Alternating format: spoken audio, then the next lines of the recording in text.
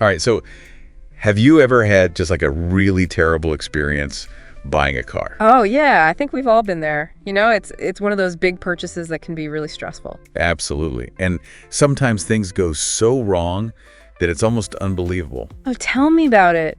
I hear stories you wouldn't believe some of the situations that arise. Well, we've got a story today that's definitely on the unbelievable end of the spectrum. All right, let's hear it. So we're diving into an incident that happened at a car dealership. Tim Dahle Mazda Southtowne in Sandy, Utah, to be exact. Okay, Utah. Setting the scene. I like it. Right. So a customer named Michael Murray, he bought a car there, and shortly after he wanted a refund.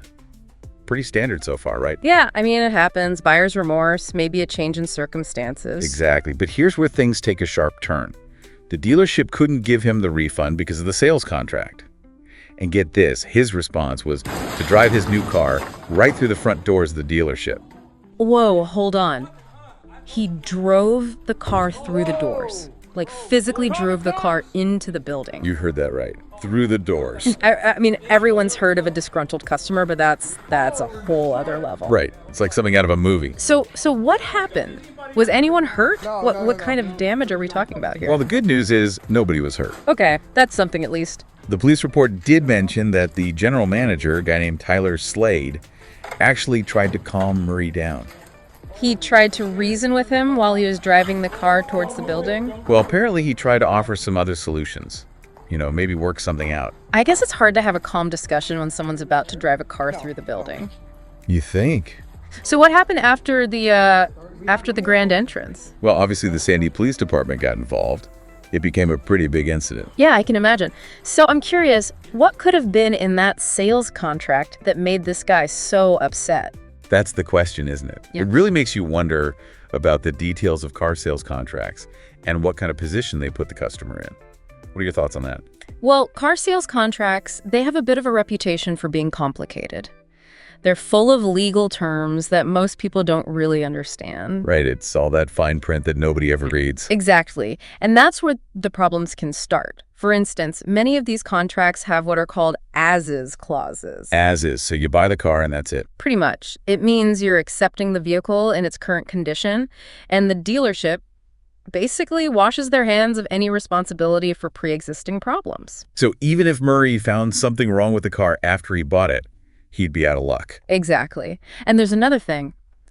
Cooling off periods. Cooling off period? Yeah, like a grace period where you can return something. You usually don't get that with car sales. Really? Not in most states anyway. So there's really no way to back out once you've signed? Well, there are lemon laws in some states that protect buyers from defective vehicles, but those can involve going to court, and that's a whole other headache. So it sounds like Murray might have felt like he was stuck, no refund, potentially a problem with the car, and no easy way out. It's possible. And that kind of situation can lead to a lot of frustration. But even so, driving through the dealership doors, that's not exactly the best way to solve the problem. No, definitely not. But wouldn't you say the dealership has some responsibility too? I mean, shouldn't they make sure the customer understands what they're signing? Oh, absolutely. Clear communication is so important, especially when you're dealing with something as complex as a car sales contract. Right. A more thorough explanation, making sure the customer understands the refund policy and the warranty. That could go a long way in preventing situations like this. I think a lot of people would agree with that. And, some dealerships actually offer arbitration or mediation services, a way to resolve disputes without going to court. That might have been helpful in this case. So for anyone listening who might be worried about ending up in a similar situation, what's your advice? What should they do if they're having second thoughts about a car they just bought? Okay, first things first, don't panic. Document everything, take pictures, write everything down, any problems you find with the car. Then contact the dealership and explain your concerns calmly and clearly. Good advice. And do your research. Look into your state's lemon laws. They vary from state to state.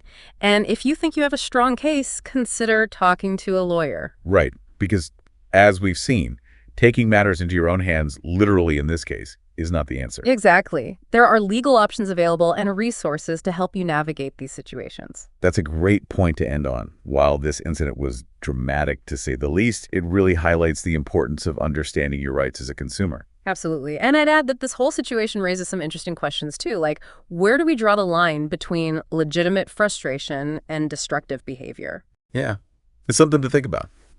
Thanks for joining me for this deep dive. It's been a wild ride. Anytime. And to everyone listening, remember, knowledge is power.